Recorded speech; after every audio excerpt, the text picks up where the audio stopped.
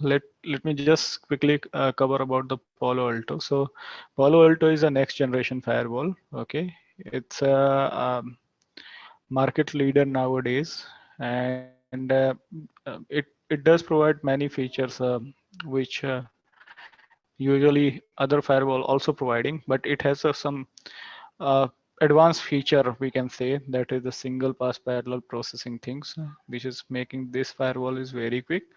And it has a management device which is known as a Panorama, so using which you can manage the firewall, you can manage the its log, etc. from central location. So that's all the feature making this firewall is great. If we talk about the Palo Alto course, training here, so this is our training program. We do cover, all the things, all the knowledge which is required to pass the certification for the Palo Alto. But to attend this course, there are prerequisite. At least you should know about TCP/IP OSI model and layer 2 and layer 3 technology and its packet flow. So all these things is required. So hope you, as you guys are experienced and you are from networking and security background, so I understood that you would have these kind of knowledge, and then we can go ahead and we can cover all these things. So if we talk about our course, so we do cover, introduction of Palo Alto in our course. Okay, this is the basic that's we cover. We covers the vulnerability protections and security profile. So in Palo Alto, if you want to manage the things, so I mean, if you in Palo Alto, if you want to manage security, for example, you want to manage antivirus, URL filtering, etc. So you can manage through the security profile. So we covers all the security profile that is in Palo Alto. In security profile, we cover anti-spyware, antivirus, packet filtering, all these things we cover. And apart from this, we cover zone protection. We cover the vSys virtual system, that how you can create a virtual system, how to implement a VPN in Palo Alto. So we cover both side-to-side VPN and global protector VPN as well. We cover netting policy, how you can apply net, what are the nets Palo Alto does supports, what are the scenario where you require to do net of your traffic. So all these things we covers. Apart from this, we also covers the SSL decryption, how we can deploy SSL profile, okay, to decrypt the traffic. So encryption and decryption in SSL, both things has been covered. And after this, we covers the app ID, how app ID works, how you can override the app ID. Then we cover the network security management, how you can manage network security, especially zone protection, etc. How you can manage those DOS protection. So if you see, we covers in a module wise. So we have first module that is a platform and architectures, where we cover single pass parallel architectures and flow logics. After the flow logic, we covers the initial configuration, where you would see how you can configure the Palo Alto device initially for the a basic setup. For example, IP assigning the IP address, assigning the host name, DNS, etc., signing, checking the licenses, the license activation, etc. So we do cover all those things. Then we have next module for the interface configuration. Then we have next module for the security and net policies. So in interface configuration, we covers the interface configuration, how you can cover means how you can manage the interfaces. So in Palo Alto, we have different types of interfaces. So we covers layer 2, layer 3, virtual wire and type interface. Okay. Then we have security policy for netting. So we covers netting here, how you can do net, app ID. So all these things we cover in a module wise. Okay. So we have different types of module, file locking policy using wildfire. So how you can do that. Then we have decryption policy, how you can decrypt the traffic. Then we have user ID, how you can enable user ID, how you can authenticate the user. Okay, so we covers all these things module wise module. So if you have any question, you just let me know.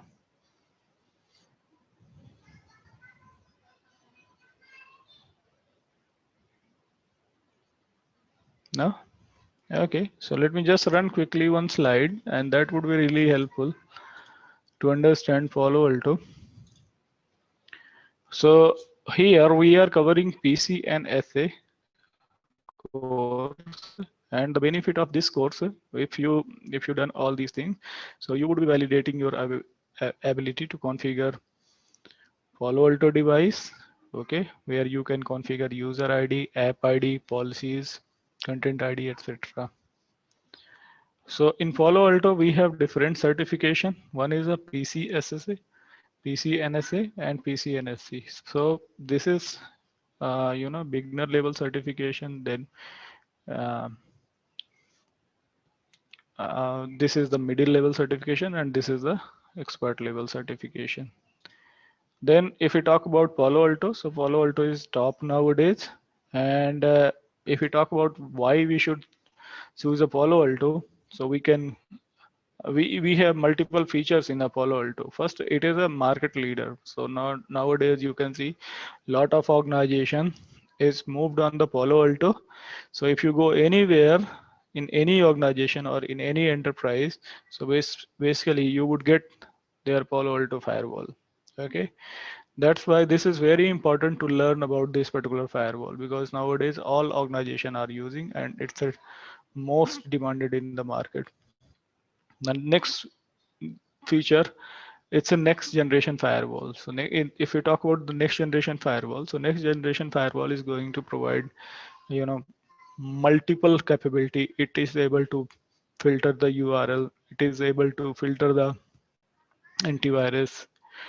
Okay, sorry, filter the viruses. It is able to mitigate the protect network from the any vulnerability. So this Palo Alto firewall is going to provide all those functionality. Then Palo Alto does support single pass parallel processing architecture. So in this single pass parallel processing architecture, Palo Alto is making itself a very fast. Okay, so this is SP3 model, and because of this, Palo Alto is very fast. I would talk about SP3 model in a later slide, but this is some feature that other firewall do not support. Okay, and because of this, Palo Alto is uh, accelerate the packet very fast or process the packet very fast. Palo Alto you can manage with management device or without management device. Okay, so that's another feature. If you don't want to purchase Panorama, so you can manage the firewall. You can manage the firewall, uh, from the firewall itself. You can manage the rules, but if you have Panorama, so you can manage the firewall from central location. Then Palo Alto has a dedicated CPU for management and data plane. So it segregated both plane management and data plane, and for that they are using a dedicated CPU.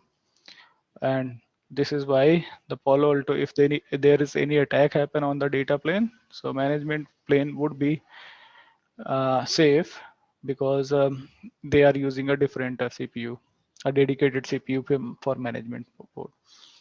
Then it can be used in on-premises. Okay, so it does support to protect your on-premises traffic, and it also support to protect your public cloud vendor traffic. So if you have your network on a cloud, so on a cloud you can deploy Palo Alto firewall, or if you have your network on a on-premises network, so there you can deploy a Palo Alto firewall. Okay, it does support central log collection. So a Panorama device can store the logs as well.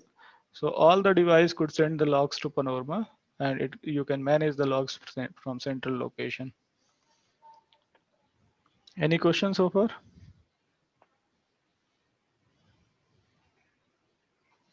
No? Okay. So next, let's move to single pass parallel processing. This is SP3 architecture of the Palo Alto firewall, which is making this firewall is very powerful in terms of the packet processing. So single pass is nothing but this is the software which perform operation at once.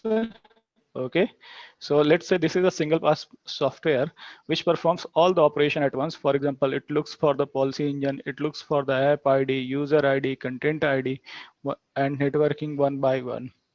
So earlier on other firewall, how the packet does process basically. So let's say if you have any other firewall, and that firewall is also doing the same kind of stuff. So what happened, the all the process would happen serially. For example, policy engine would look up the policy, then after the policy lookup it would go for the app ID lookup. But here on the Palo Alto, all these things because of single software happening in parallelly. Okay, which is making it so very fast. Okay, and then if we talk about the content scanning, so content scanning also done parallelly, and no separate engine for other signature set. So just because of single signature set, all these things happen parallelly. So apart from parallel processing software, single pass software, there is a parallel processing hardware as well. So if you see, there are hardware for control plane and there are hardware for data plane. So on control plane, which is known as a management, for management, there is a dedicated CPU and dedicated memory. So CPU and memory are dedicated in a management. But if we talk about other parallel processing hardware, so for example, network related processing would happen under network engine, security related processing would happen under security engine, and content related processing would happen under the content engine. So these are the dedicated things. For example, if we talk about the control plane, so in control plane, dedicated processor for the control plane, that is for the management, and dedicated RAM. Okay, dedicated things for the logging and reporting. So these are the dedicated device. Okay, when we go on the network engine, so for routing flow or routing lookup, netting, okay, for these there are dedicated hardware, specific hardware. Similarly, if you go on security engine, so for user ID and app ID or policy checkup, there are dedicated hardware. And if you go on the content engine, so for content ID inspection or content inspection, there are separate or dedicated hardware. Okay, so this architecture makes the firewall very fast. Okay, first it's a single pass software, and other is has parallel processing hardware. These two combination makes this firewall really very fast. Any question, guys? This may I know your name? Mithlesh. Nitish, this single pass parallel processing. Hmm. Uh, uh, See, that's what you're telling, right? Root of this one, it is data is transferring very fast. Okay. Yeah. Do you mean like that? For example, if I enable security features like a antivirus, anti-malware, Hmm. it will do all the inspection at a one time. Yeah, it would do all the inspection at one time. That is why this packet will process very fast. That is why it is called a single pass parallel processing, right? Right. Right. Okay, thank you. And no other vendor is don't have this technology. They have the technology, but they do not do a parallelly. They do a serially. For example, if you talk about, let's say, talk about the checkpoint. So if you talk about the checkpoint, so what happened in checkpoint? When it received the packet, so first it would look for its security databases, then it would look for the routing, then it would look for the netting. So all these Uh-huh. things happen in a serially. Okay, and when any policy, let's say on the policy you have allowed anything, so it would go if you want to a content inspection on the packet as well. So after checking on the policy, it would go for content inspection for IPS. It would check any vulnerability for antivirus. It would look for the antivirus. So all these things happen serially in other firewall, but here it looks all the things in a parallelly. For example, if it want to identify application ID, user ID, or content ID, so it does the parallelly all these things. I like the way you teaching, Mithilesh, and I like the way you teach your presentation. Okay, that's good. Actually, previously I purchased one of the vendor. Okay, and like that Yeah. I forgot this Uninets. I purchased from Uninets, and actually I'm from South India, Mithilesh. Okay, Hmm. I'm from Hmm. South India. I don't know. I don't understand Hindi. Okay, Yeah. but they're in. See, when they're teaching in the between the lecture, they're speaking Hindi. Okay, I don't understand Hindi. That's why I don't. I purchased that course. I didn't watch. Okay, I purchased with the 20,000 rupees. I didn't watch, but Hmm. I like the way you presentation. Okay, definitely I will join the course. And but how much this course fee? How much duration? What are the So things are going from? we usually takes 30 hours to finish this course. Okay. So in weekend we takes a 6 hour at least to finish the course. So Yeah, I but is think there one any way? month or See, 4 weekend. actually, problem is I don't have. Sometimes weekend also I work. Okay, due to office work. Hmm. Is there any way to see your recorded videos? Yeah, there are all the supports. Uh-huh. Basically, whatever the class we conduct, those are the Uh, recorded class. Okay. uh, And if you miss that particular class, so you can uh. go and you can see those recorded videos. How much course fee for this one? Not sure about the course fees. For that, you Uh, can connect to our management team. Okay. uh-huh.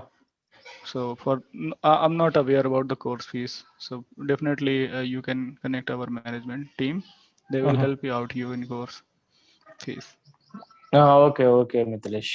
Go Yeah. ahead. Go ahead with your lecture. Okay. All right. Thanks, Vijay. Let me just close this.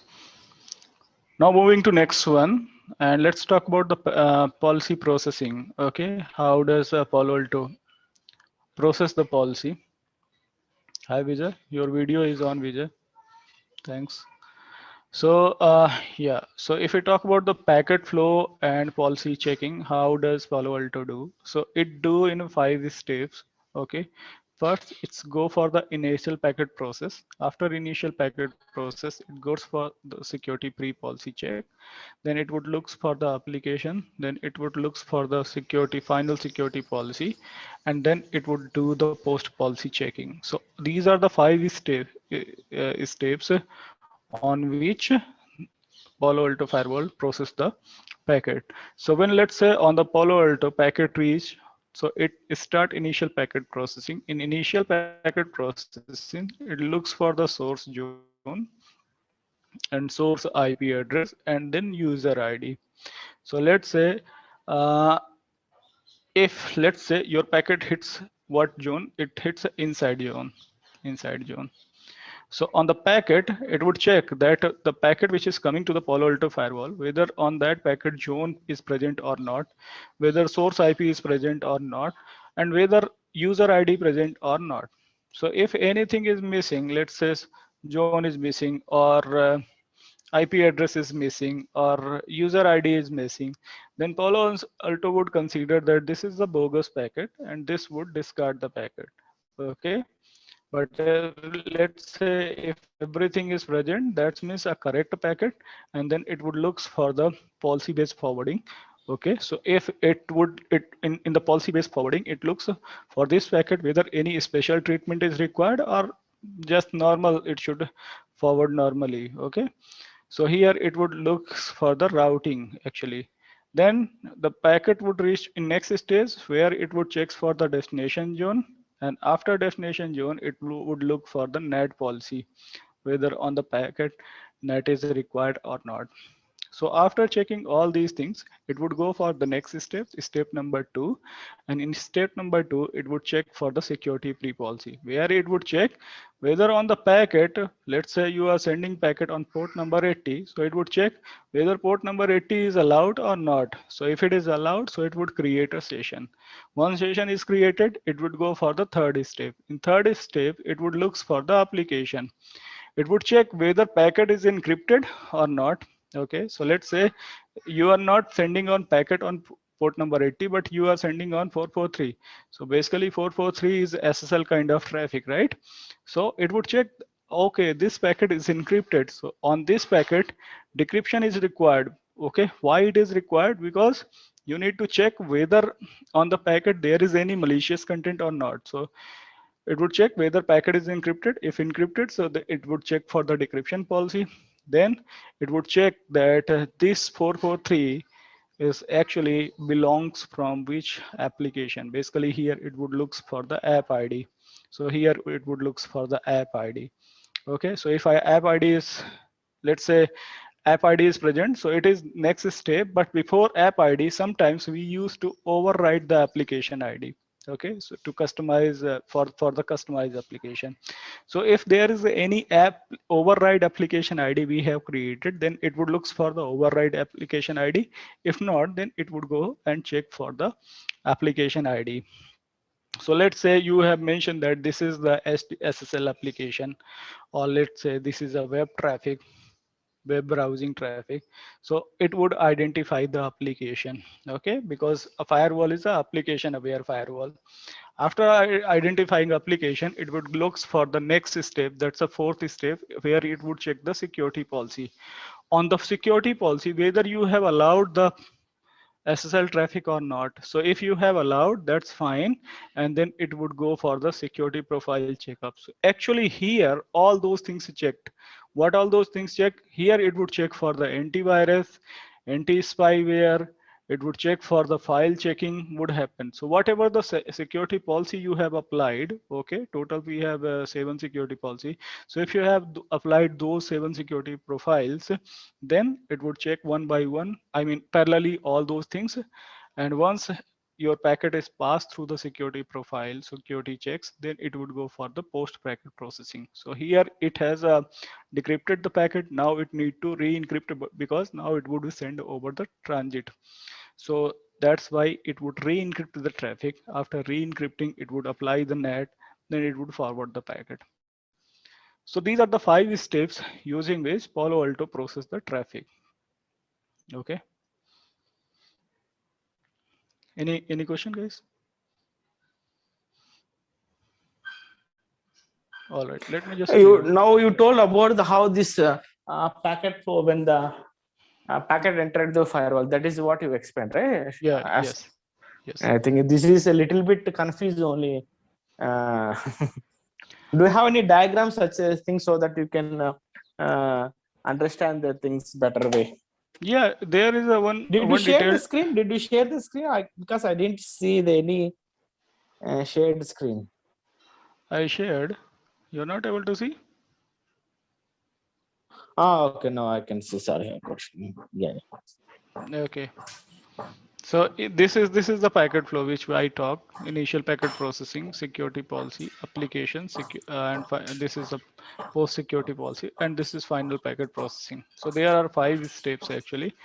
But there is one diagram that is universally accepted for the packet processing in a Palo Alto. However, that's a big diagram. That's why I haven't mentioned here. Actually, we usually takes that on the course. That on which step, let's say on the security zone, when firewall checks the security zone. So on security zones, what all things it checks.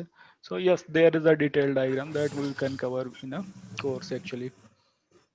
Not here. See, when the packet enters this first of all to firewall, first of all, what are the things it will check? It would check for the source zone, source IP address, user ID. For initial packet. Afterwards, it goes to the forward lookup. Yeah, it's forwarding lookup. Yes, policy based forwarding. Then it would check for the destination zone. Then it would check for the NAT. Okay, then it would go for the security pre-policy checks where it would check allowed ports, session creation would done here. Then it would go for the next step, that's for application. So this is the packet flow. Okay, okay. Yeah. Okay, okay. Because when you do troubleshoot now, that time it is required, right? Yes, yes. And troubleshooting, you definitely required a detailed packet flow. If you know detailed packet flow, so this would be easy for you to manage the packet flow. I mean, troubleshooting. Okay. Okay, Mithilesh. Let me clean this. So this is the demo actually, but I just wanted to show you some practical things as well. So let me just show our labs. So this is our lab actually, and if we talk about our lab, so in lab we have a two Palo Alto firewall, Palo Alto 2 and Palo Alto 1. We have workstation, we have routers, okay, and we have a central switch. So basically what we used to do, we used to manage the traffic. I mean, we used to manage the firewall from this particular workstation, okay, on the management port. And on the firewall, we usually creates a different zone. So let's say we have created trust and untrust zone, and that we use to route through the switch. Okay, so this is our lab, and in our lab there are two Palo Alto gateway that we can manage to perform HA configuration. Okay, so all these things we manage. Now let me just show you how we can do initial configuration of the Palo Alto firewall and how we can route the traffic. So let me just clear this.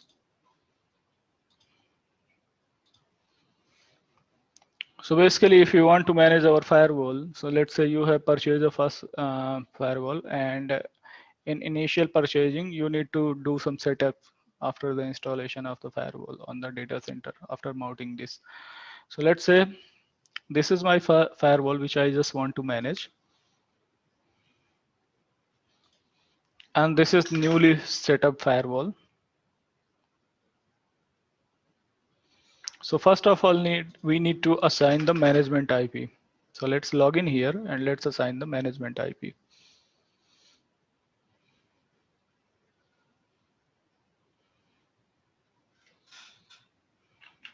Admin. And default username is admin. Now you can change password. Admin123, admin123.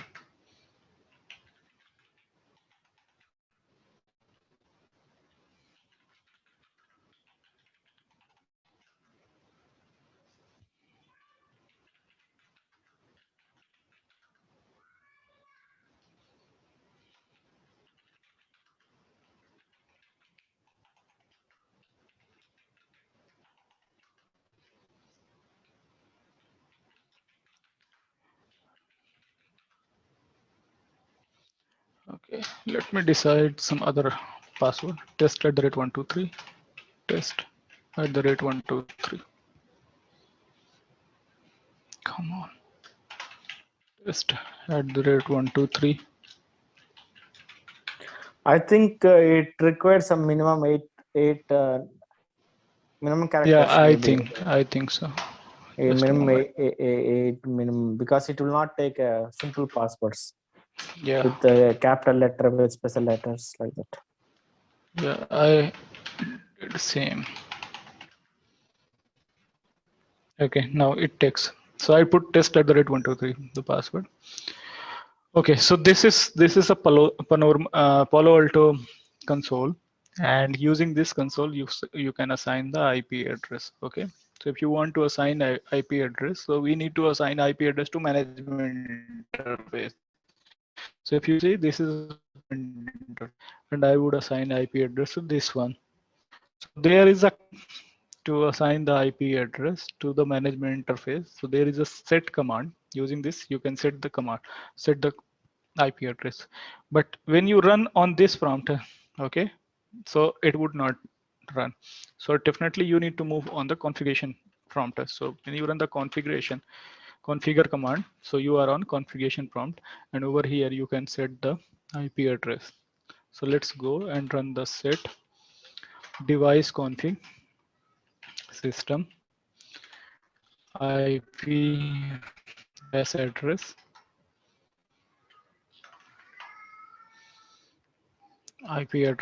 and then you can assign the IP address. So whatever IP you want, you can assign. So let's say I just want to assign IP address 10.0.0.1. This is the management IP, and the subnet mask, sorry, net mask, you can assign 255.255.255.0.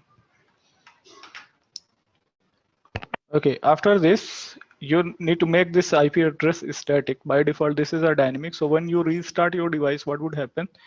It would reset, because by default it is dynamic.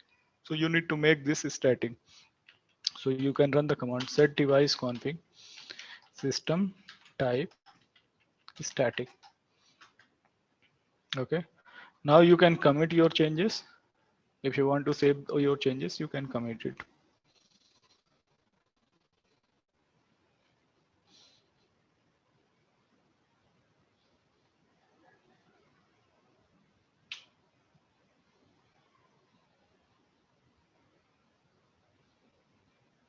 Similarly, we can do the setup for other device as well. For example, this is Palo Alto 2. So let's go on Palo Alto 2 and let's do same setup.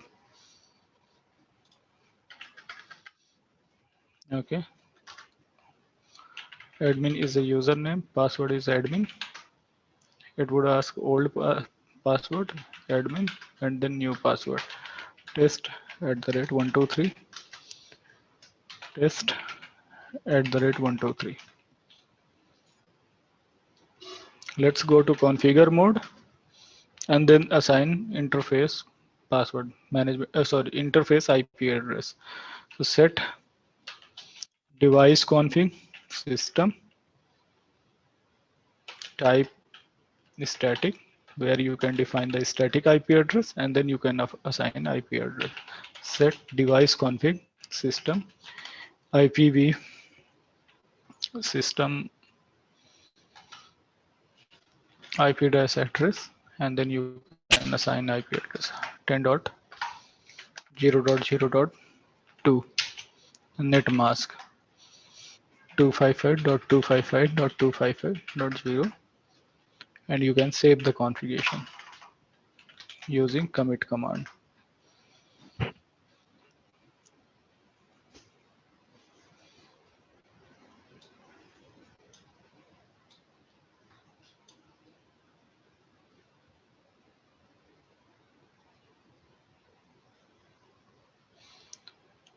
Okay, so we did assign, interface IP address. Now I would show you how you can see graphically to it. So this is my workstation. I can open it, and through workstation I can access my Palo Alto firewall. Restart later. Let's assign same subnet IP address to the workstation as well. So ncpa.cpl, and I can assign the interface IP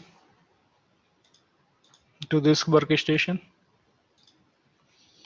That's 10.0.0.10, and subnet mask is 255.255.255.0. Okay, now I can ping my firewall CMD to check the connectivity. Ping, that's a 10.0.0.1. This is the first one, so I'm able to ping, and then I can go and ping second one. Okay, now both firewall are reachable, so I can, if you want to configure, host name, other stuff, so you can configure through the browser mode. So let's access firewall on a browser, and then we can configure it further. HTTPS:// then firewall we can access.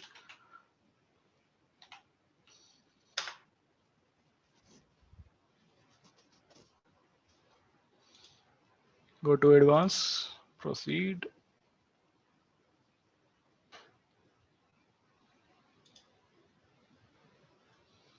You can assign username and then password test @ 123.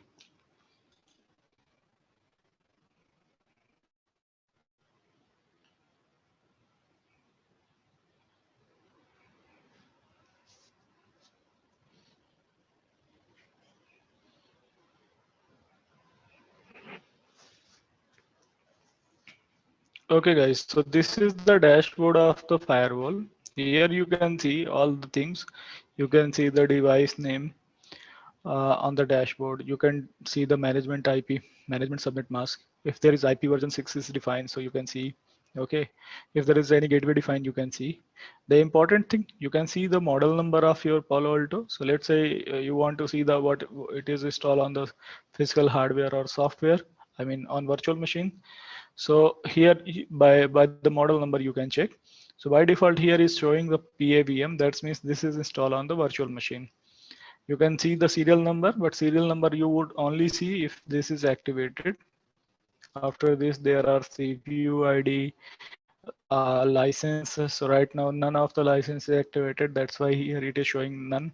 And here it is showing the VM mode. So where it is installed. So by default, it is installed on the KVM hypervisor, and that's why it is showing the KVM.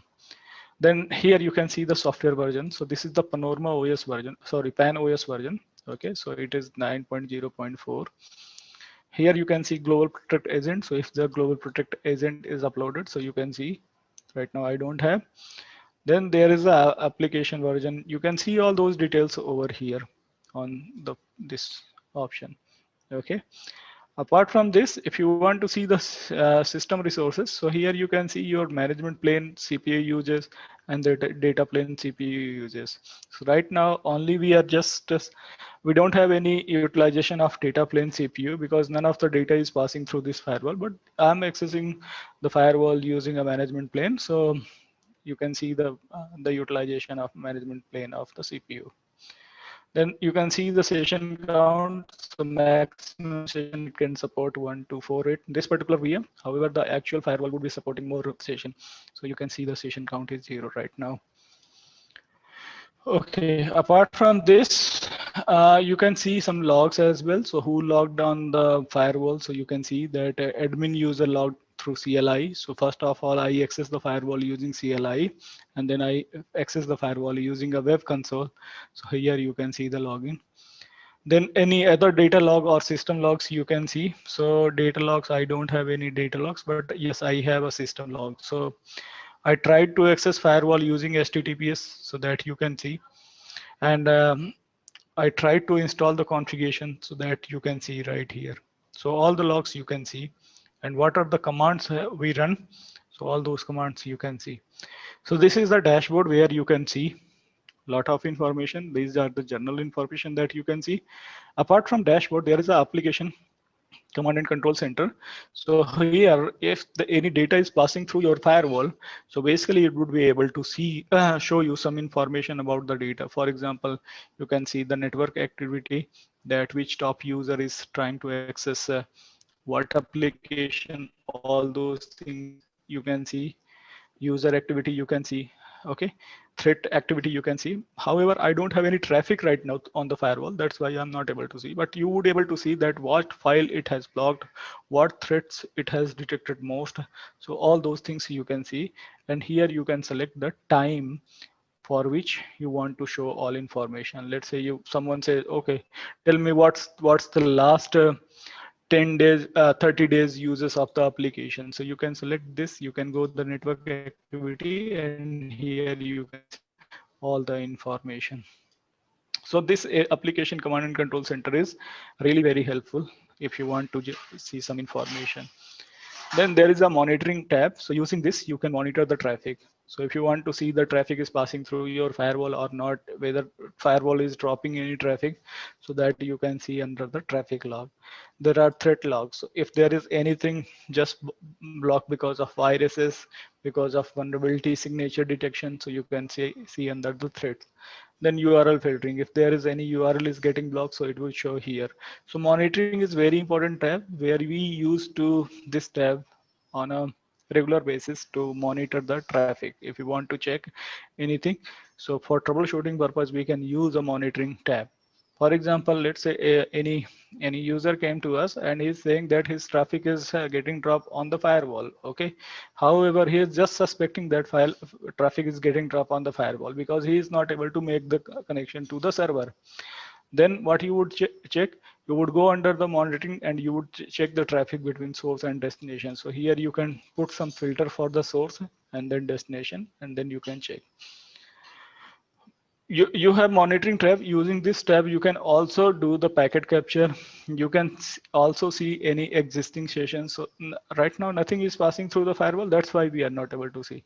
Else, if there any traffic was passing through the firewall, then we can see using a monitor tab.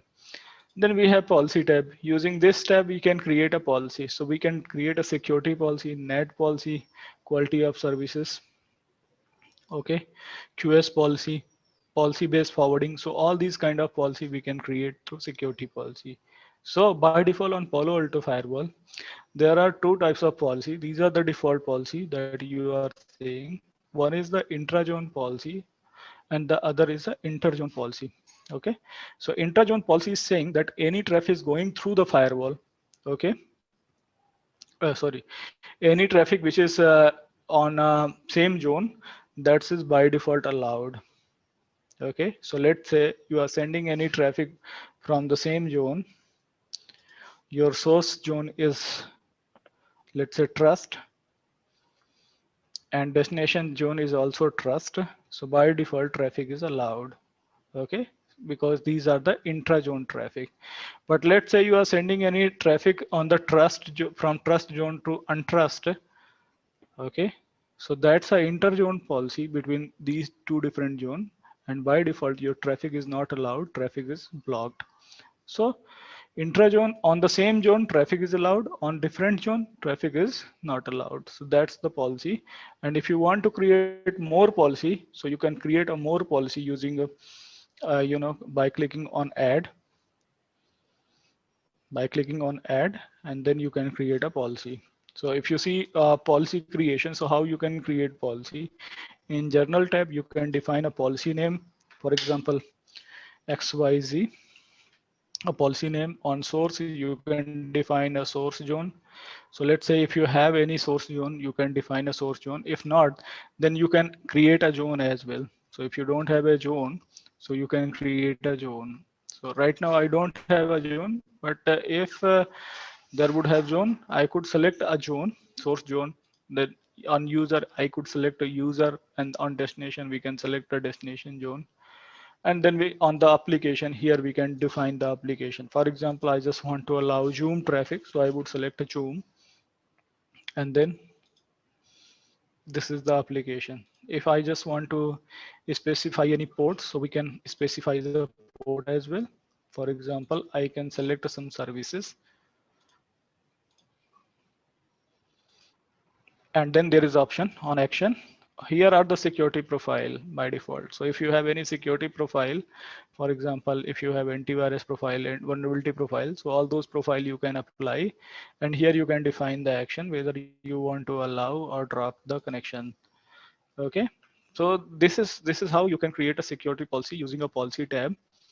Okay, here you can create a object is nothing but this is a representation of any IP address. You can represent any group, so you can create an object. And then we have network option where you can do a network configuration. For example, if you want to assign IP address to your interfaces, so here you can go and configure the network. Okay, so here you would see IP interface configuration.